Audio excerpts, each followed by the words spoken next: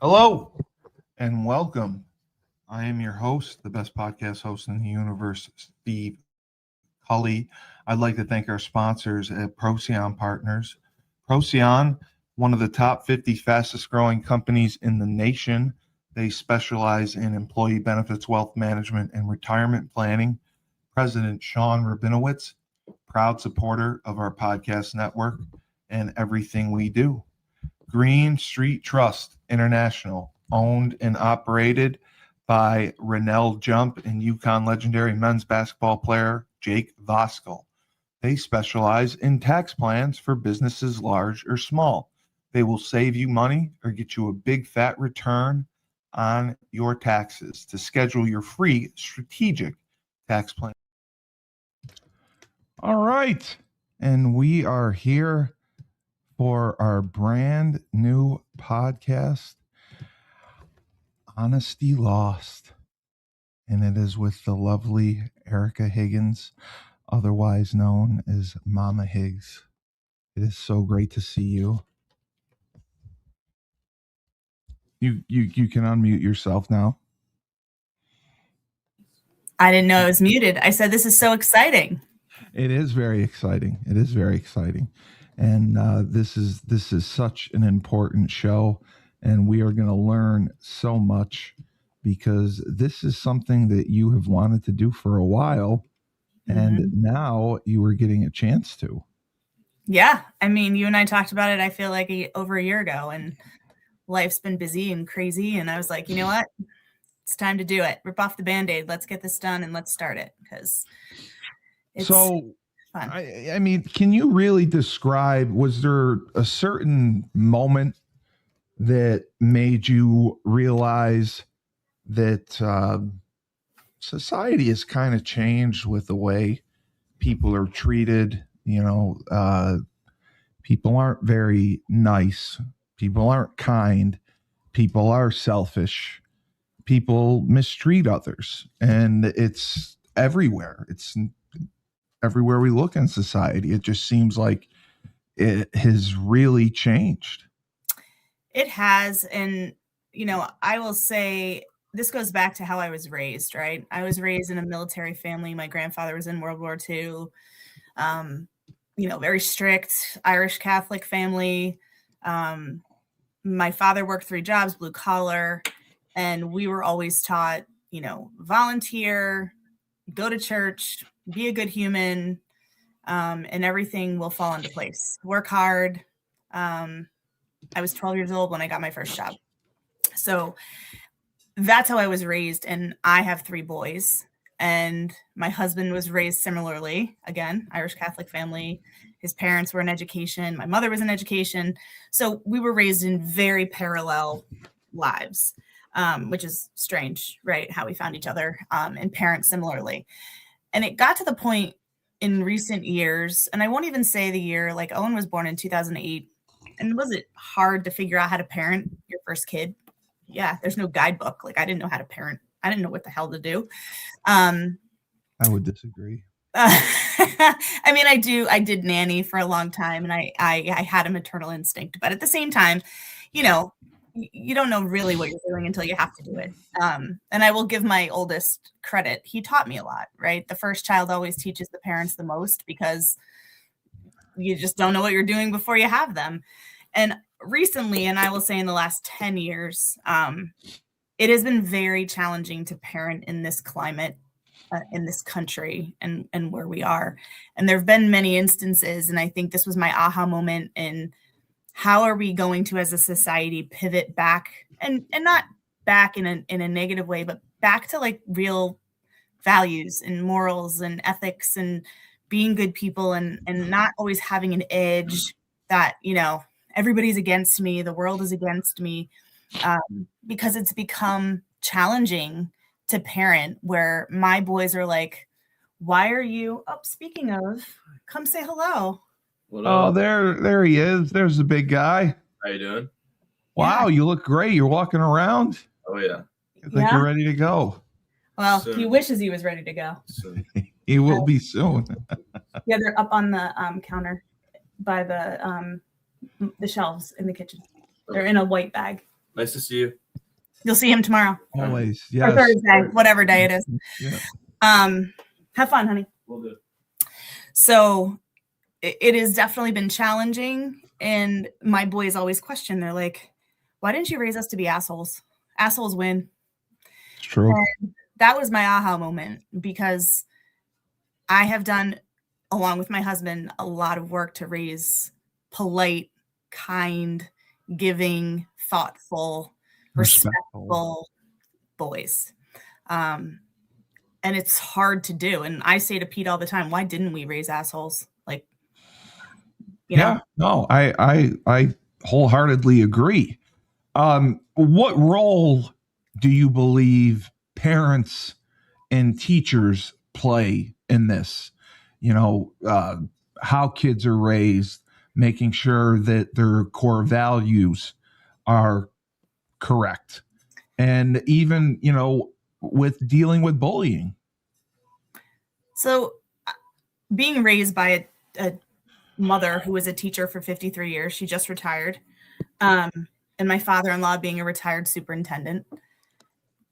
Back when we were kids, and I can say we were kids because you and I, having met your family and knowing we were raised similarly, what went on in school, if there was a repercussion or something that happened at school, I had to deal with the punishment at home, right? If I, misbehaved or I didn't do something, it wasn't the teacher's fault.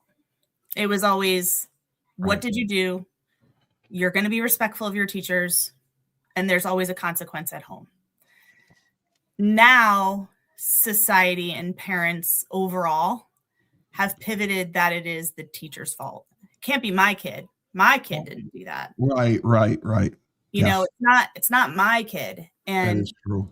Pete and I hear from administrators all the time because we are very supportive of education and all the hard work that they do. And unfortunately, right now in this climate, a lot of people are going with it's education's fault that, this is happening. And why are there books in schools? Because these are the battles that people are having, which is so nonsensical to me. But I still have the same expectations of my boys that my parents had of me.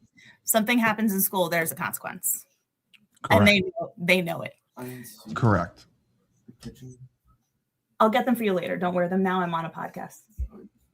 Tell me one more time. I already told you. See, this is the problem, right? They have listening problems, children nowadays as well. He clearly wants something. Yes, he wants his varsity pins to wear on his letter jacket. They're on the shelves. This is how we have to speak, just so you know. On the shelves in the kitchen in a white bag where all of the gift cards are lined up. Yeah. Okay, well, if you can't find them, I apologize. Okay. So anyway. So what would you say are the long-term emotional consequences for kids who grow up in these environments where it's not really handled? They're soft. Yeah. They have expectations that they're never told no, right? A lot of kids that aren't taught no or taught that there's a consequence are entitled. And we're running into that in our town right now. And it's quite unfortunate. We have a football program that's been around for 35 years, our youth football program. It's got a great, reputation. It has, they're trying to build the program. And there's another family in town that didn't like the way that program was running, or they didn't think their kid had enough playing time when their kid got a lot of playing time. And the parents were yelling at the coaches. So they decided they're going to start their own youth program. In the same town? In the same town, which... Is it large enough? Is it large enough for that? No. Okay. No. And they can't because... Yeah. No, they can. They cannot. They really can't, because other leagues, like our Southern League, they left Pop Warner to go to the Shoreline League. And there's not really enough kids enrolled in the football program as it is. Exactly. Yeah. And now you're going to create something because you were told no. Yeah.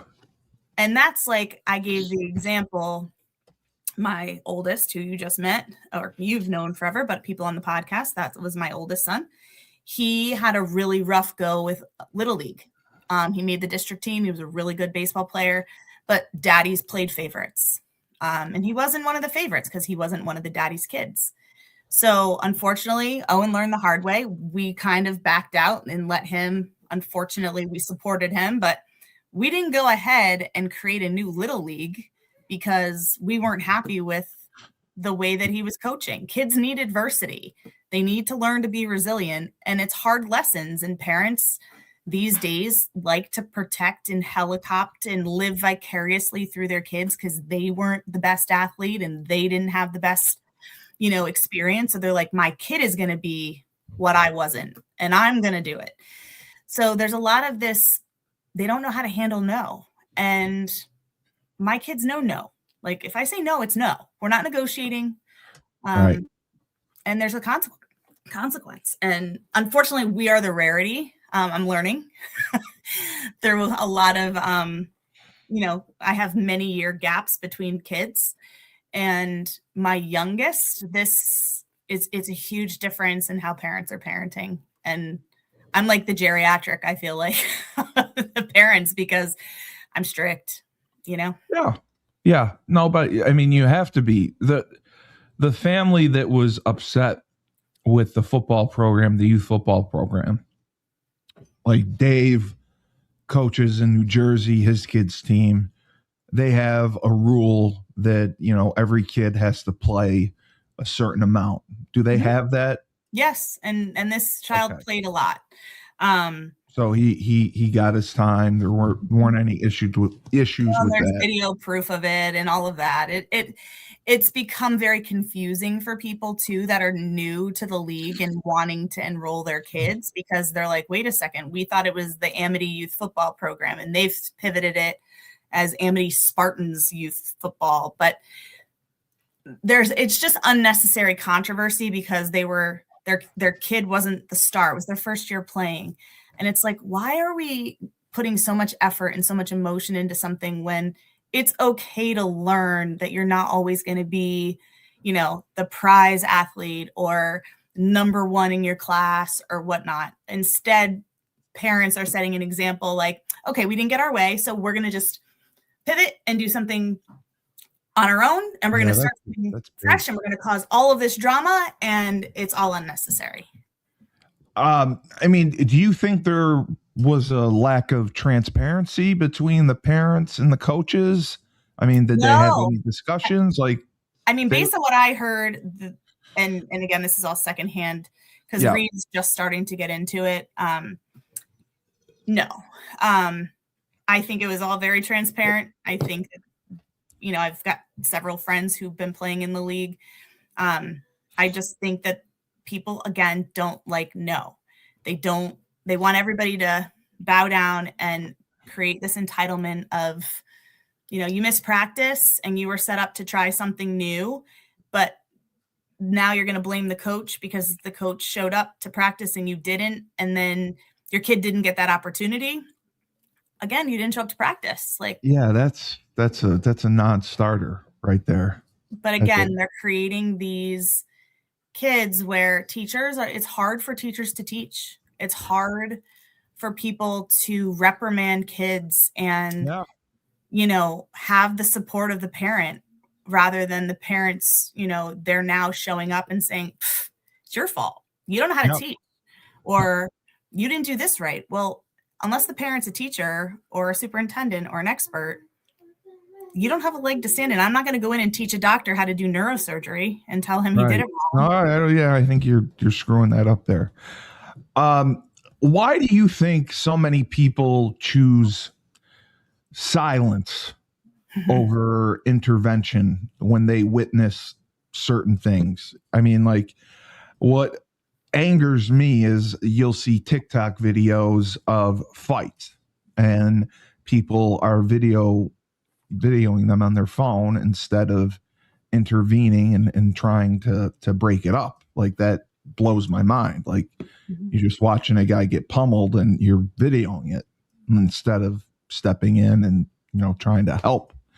But that I don't understand that. But it's a similar thing here. Like, people are silent about it instead of intervening, it seems. And I think that's in a lot of things, Steve. I don't think it's, just Nope. fights. I think it's in a lot of aspects of a lot of things. And Yeah. Pete and I just had like a disagreement yesterday because I feel like I'm constantly battling right now with different things because I have such a moral compass and an ethical compass, and I don't lie. I don't embellish.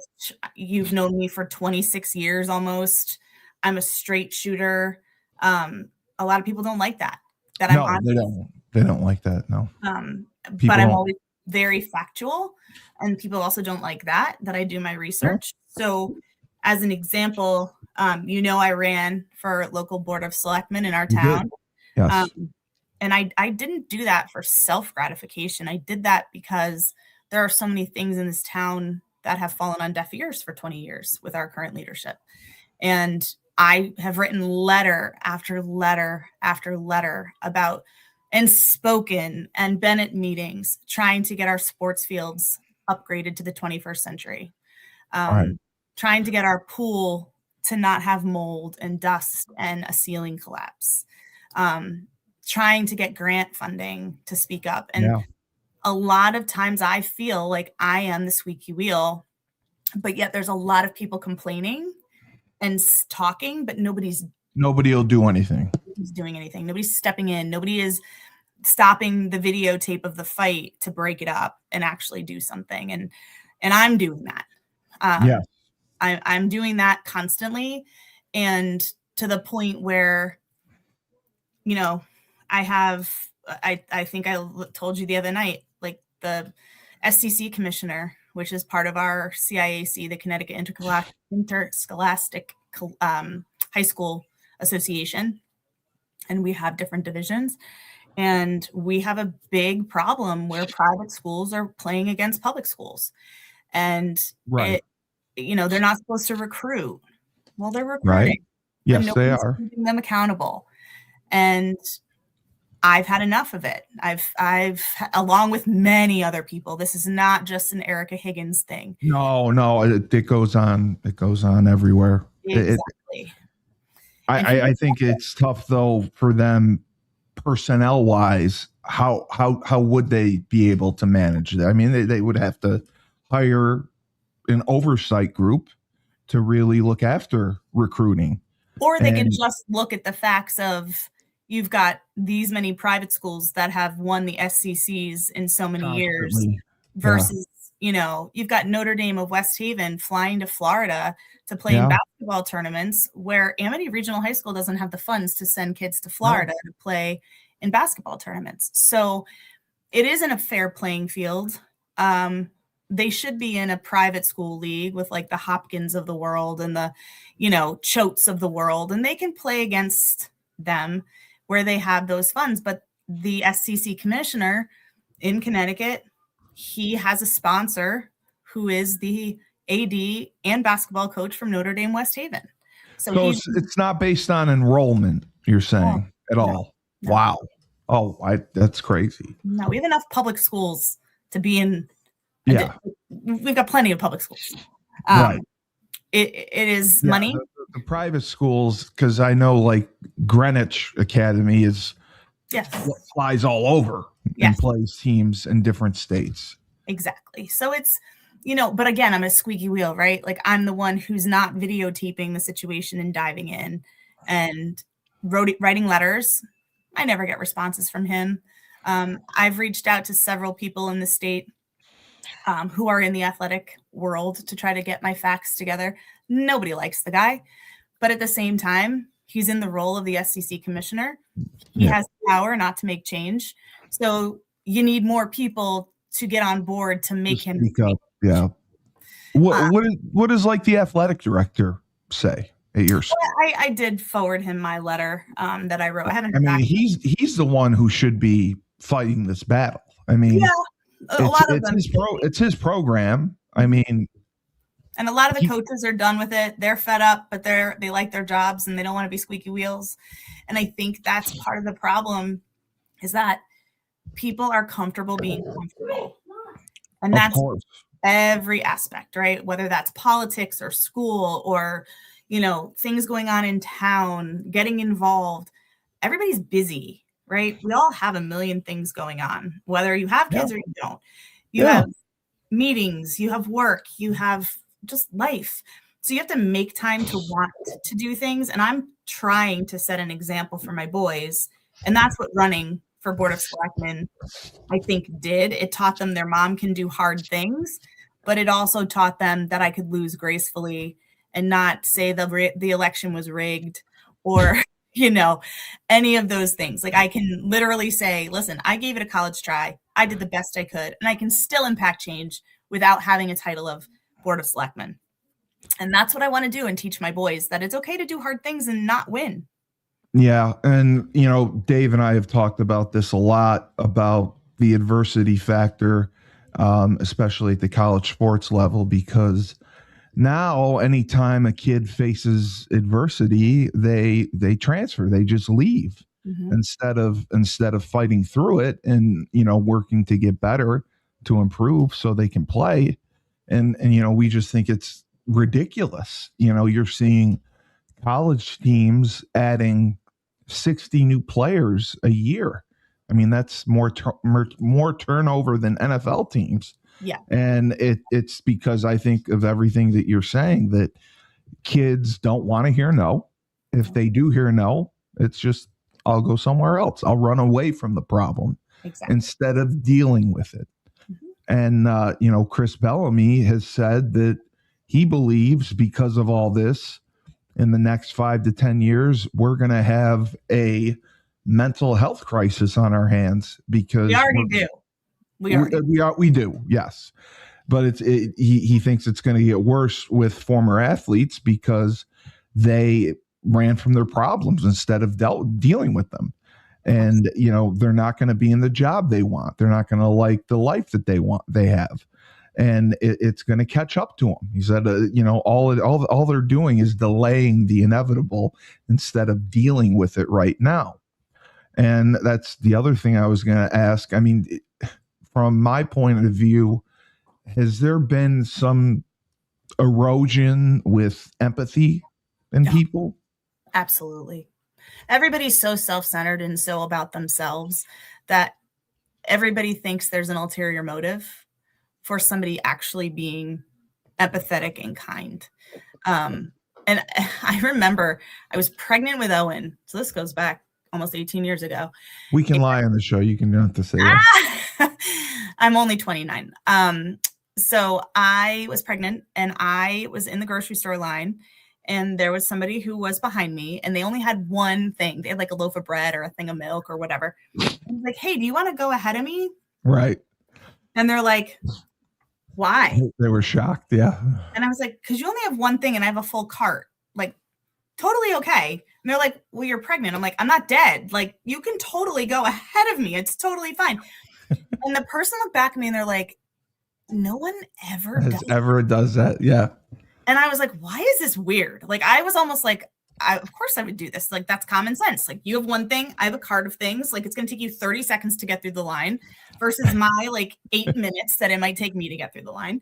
And those, that kind of struck a chord with me, that really everybody is so on edge that people can be nice. Like, it's okay to be nice. It's okay to do the right thing. And I think because of the environment that we live in right now, where there's so few people that are, now I'm not saying there's few people doing nice things. I'm sure there's a lot of people doing nice things, but the negative is getting the media attention versus the positive. And that's why, my boys know my one thing. And if I had them come over here one by one and I asked, what is the one thing that I will not tolerate in this house, is lying. I don't care how bad it is. Yeah. They all know it. They all know if you lie, the consequence is going to be so much worse, but I'm going to hold you accountable to telling me the truth. And that is something so important to me overall as humans, lying has become the norm, right? It's expected. You're a politician, you lie all the time, or whatever it may be. I don't lie. And I find that is one of those things that's a dying value, is that truth is not as valued as it was. So that's why I think this podcast, over time, I think you and I are going to have some fun with trying to come up with things that happen in life to bring the good out and to let people know it's actually good to be honest and kind, and maybe we can make an impact. And it does. Yeah. It makes life a lot better when people are like that and treat people the right way, which is severely lacking.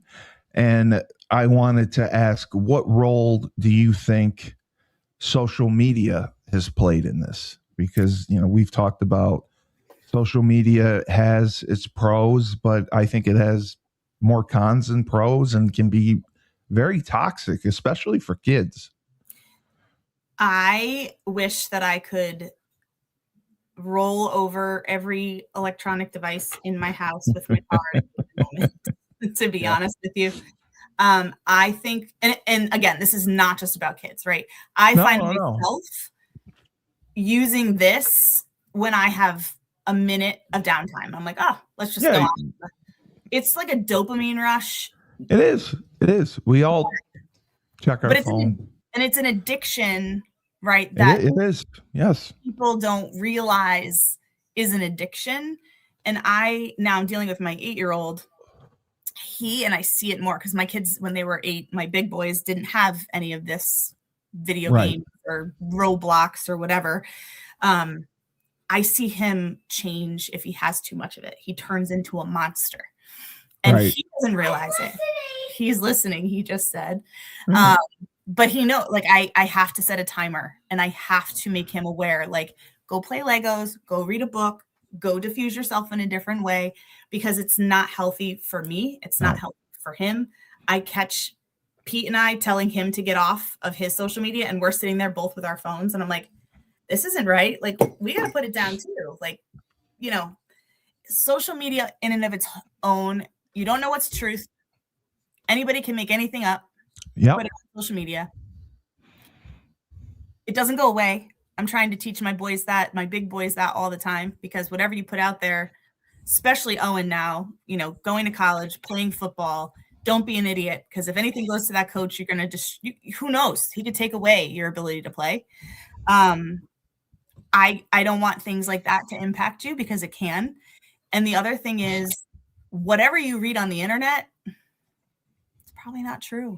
Yeah, that's the problem. There's so much information out there, and we get a lot of misinformation, and it causes a lot of problems, or it escalates them and takes them to the next level. I mean, I think back when you and I were kids, and we used to get the mail order Encyclopedia Britannicas sent to us once a month. And it was exciting for us. Like, finally, when I got the full alphabet, I was like, oh my gosh, like, I have the entire Encyclopedia Britannica. And if I needed something, that's where you went. That's the source of truth. It was like the dictionary, the thesaurus, and the encyclopedias. Now, Reed has to do a project. They got to pick a movie star or an influential person, and he picked The Rock. Okay. Oh, great choice. Yes. So he has to research The Rock, but he also has to dress up like The Rock. He has to talk like The Rock. They do a wax museum presentation where they actually have to dress up. You don't have to talk like him? Okay. But I sit there and I'm like, okay, so how are we going to research this? This would have been, okay, go to a book, look him up.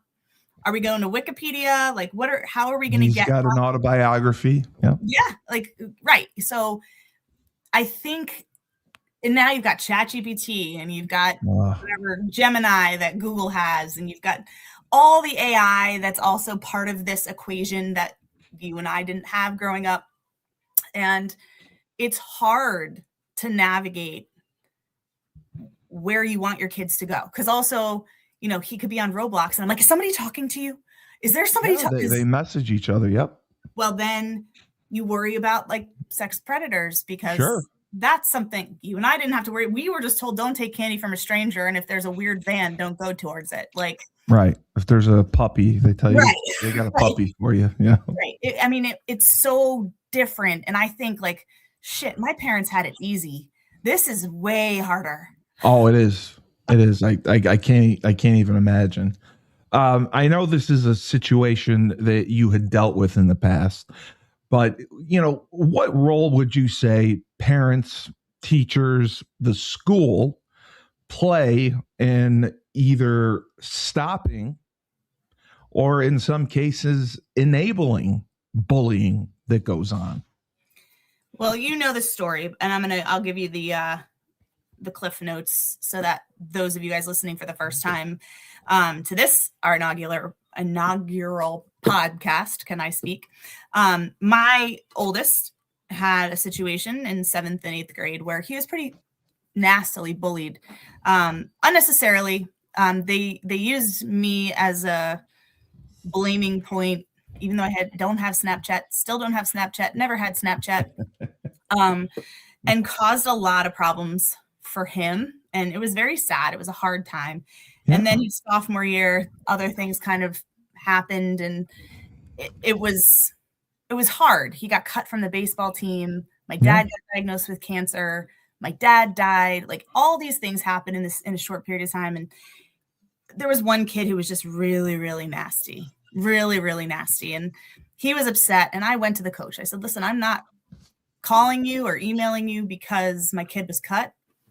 That's not either here nor there. It's what happened and what you're representing about the kids that you kept versus the one that you kept. And one of the ones you kept decided to really give him a hard time. Right. And he felt terrible. It was well handled. He's also the assistant principal of the middle school, as well as he was the high school baseball coach. He handled it beautifully. He really did. The guidance counselor got involved. Everybody handled it beautifully. I actually spoke at the Board of Ed meeting last week for the high school, saying how wonderful the schools have been with helping him through adversity. Now, I can't speak for every kid. I can speak for my own, right? Like, I'm very lucky that we have a great administration, and his team of guidance counselor and his principals specifically have been extremely supportive. And I think that's what's helped him get where he is now. I mean, he's going to a little Ivy. He's playing basketball, playing football.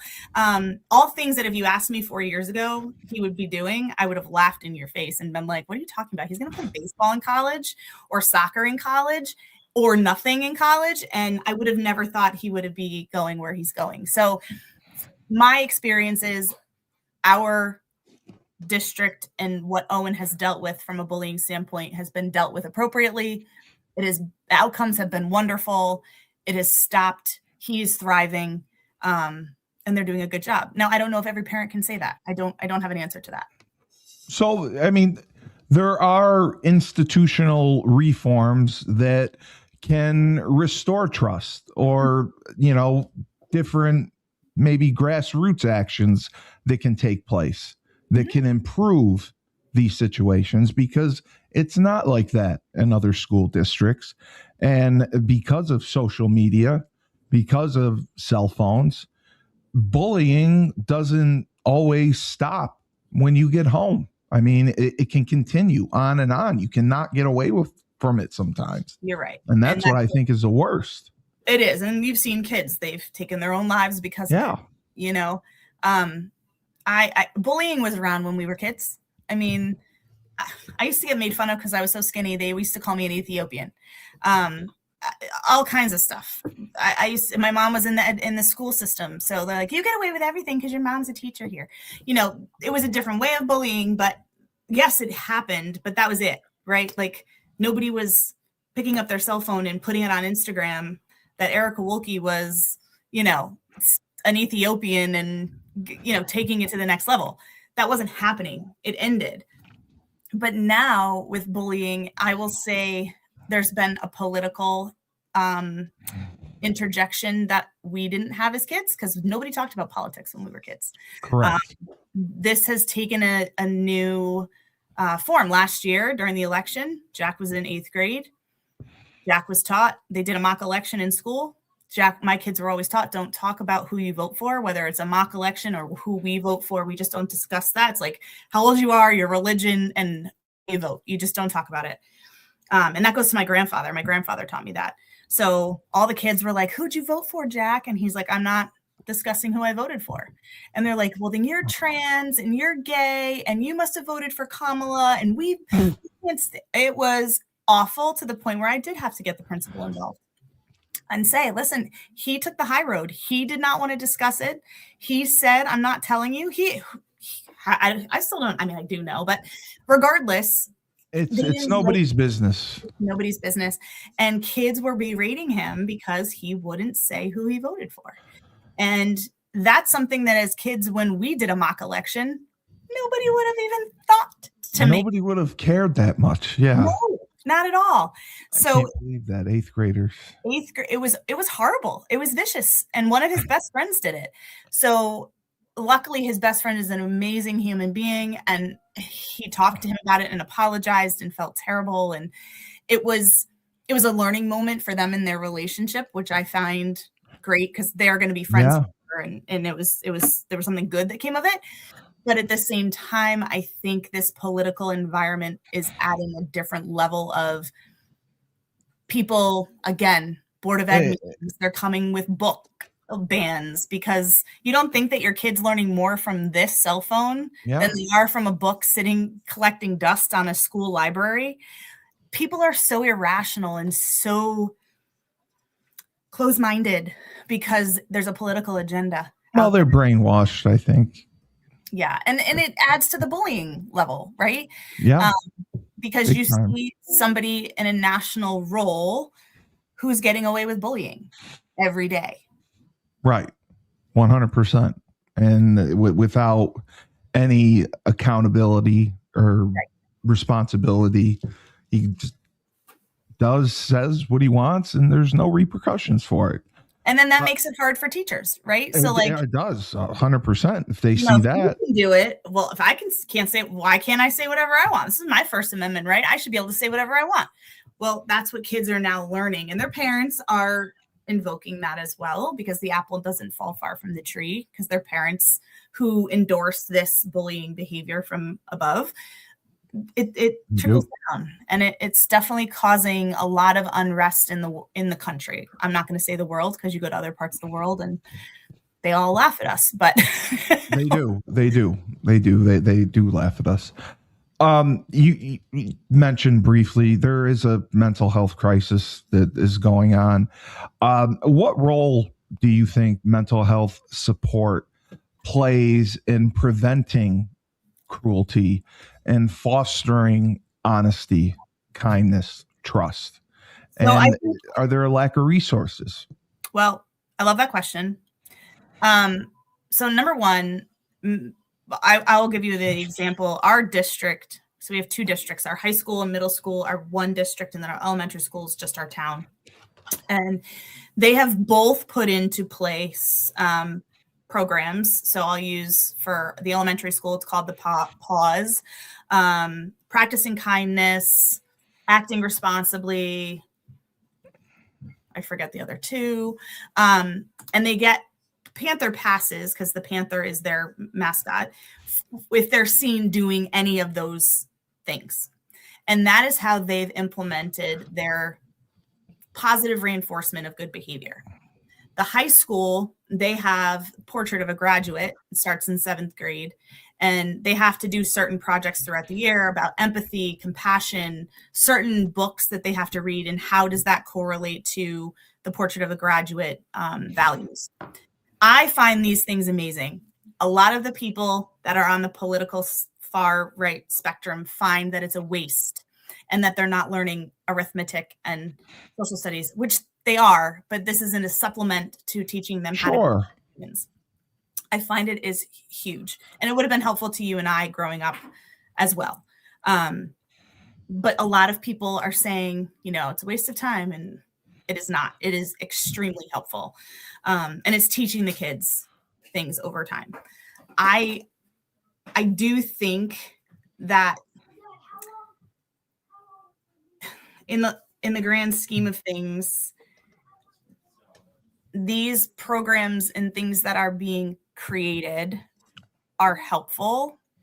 But I do think that if they're not supplemented at home, there's not reinforcement at home, Right. that it might not take as much in the long grand scheme of things. It might not impact people as much as it could. Yeah, it won't make as much of a difference. No, I agree with you. Did I answer that question right? Was there more to that question that I missed? Just if you think there's enough resources out there for mental health. So there was, and then unfortunately, we actually got a lot of funding for mental health resources, especially in schools post-COVID, during COVID, and then it extended. And unfortunately, our current administration has taken all of that funding away. So when they say there's a mental health crisis and they don't fund it, that's kind of a problem. So that's a big problem. You can blame the problem, but unless you're willing to fund it and fix it and put your money where your mouth is, everybody's caught between a rock and a hard place. I mean, I find it so important. I go to therapy every week for me, and I'm proud of it. And I need it. I need it for my mental health. I need it for my being. I need it to help me grow as a person, as a mother, as an employee. It's a checks and balances on who I am. I find it very helpful. And I hope, like, when I'm having a bad week, I look forward to that. Like, help me work through this. And a lot of people are afraid of that too. I remember talking to Chris about this, Chris Bellamy about this, when we were at the House of Changes event. And he was like, listen, I have so many guys and so many people that are like so afraid to own the fact that, hey, I need help, or you know what, I'm having a hard time, or I got laid off from my job and now I feel like a failure. And it's not a weakness. My father told me that I was weak when I became medicated in college and I needed therapy. And he's like, you should handle this. I built you to be strong. And I'm like, Dad, like, I can finally enjoy my life without being anxious 24/7. Like, how is that bad? But it was a generational thing, and I think hopefully we can break it a little bit. Yeah. Chris is saying it's okay to not be okay. That's always what he says. Yep. So what would be an actionable takeaway you would challenge a listener to perform, an adult listener, and one that you would challenge a kid to perform for really a deliberate act of honesty or kindness? So from an adult perspective, I think that everybody, whether you have kids or not, needs to do a check on who you are and if something like this is owning your life. I find myself, I'm like, I need to go for a walk. I need to step away from this computer, from my phone, from everything, and just go out for a walk. I challenge people, set a timer on your phone. That's what I've had to start doing. Yeah. And I set 10 minutes. It's not a lot of time. I either go on the walking pad, or when it's not sub-degrees out, I try to get outside. I try to either like go read a book. It's 10 minutes a day. I take a bath, please just try to disconnect, because mentally we're overstimulated in ways that our bodies genetically are not meant to be overstimulated by. So that's my challenge for the adults. Try it for a week and let's see, what happens. And then for the kids, like, I say this all the time when, Reed comes home and I'm like, did you have any reminders today? Did you do anything nice today for a friend? Like, try more conversation with your kids. I have been guilty lately because I have a lot of Y chromosomes in my house, and it's a lot being the only XX and constantly asking them, why did you leave your wet towel on the floor? Why did you not pick up your socks? Why did you not take out the garbage? It's a Y chromosome thing. That's my saying. And Pete always says, he goes, well, I'm a Y chromosome. And that's my husband. But I do ask the kids to just do something that is not, again, related to your phone. Like, put down your phone and talk to your parents and have a conversation. Tell them one good thing. We do the high lows when we remember to do it. What was your high of the day and what was your low of the day? And Reed likes to add in my medium of the day. So usually the low is going to school. What 8-year-old like loves to go to school, and his high is usually gym. No, my high is leaving school. Leaving school. There you go. At least he's honest, right? Yes. So I think that a challenge for the kids would be, put the phone down, put the video games down, and engage in an interpersonal communication conversation. Yes. That is missing big time and lacking interpersonal communication with kids. They don't know how to do it. Well, Erika, fantastic start. Great job on your and first I love episode. if people send questions in for us, or ideas of topics that they would want us to talk about. You will get them. Don't worry. You will get plenty. You will get plenty. So you made it through your first episode. Great answers, great topics. This has been Honesty Lost, and we're going to hope to find it. And Erika Higgins, I'm Steve Cully, best podcast host in the universe. Remember, when life gives you lemons, don't make lemonade. Take 2 oranges, throw them back at life. I'm Steve Cully. I'm running for Congress.